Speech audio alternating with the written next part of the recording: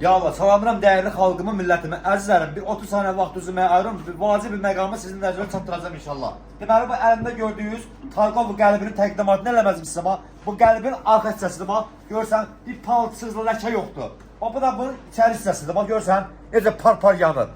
Yəni, demək istəyirəm ki, yeni gətirmişik, hələ içərimin bir çimlik də olsun belə palçıq düşməyib, əzizlərim. Yəni, inşallah bu günləri bunu vuracaq, təqdimatını da eləcəm, vurmuş təqdimatını sizə göstərəcəm. Yəni sözün nədir? Qardaş, məndə ki qap biraz əyildi, böyrü, içərisi köpək verdi. Bir mənalı bunu satmıram. Nahadı yandırıram. Bax əzizlərim, gəl təzədir, görsən, səhərimdə girib baxa da bilərsiniz. Yəni bizə, ucuz qiymətə satmıram qəlblərimizi.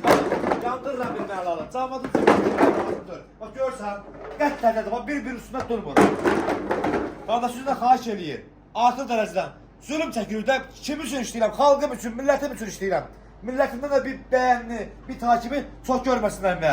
Vallahi minnətlər əməli bilirsən.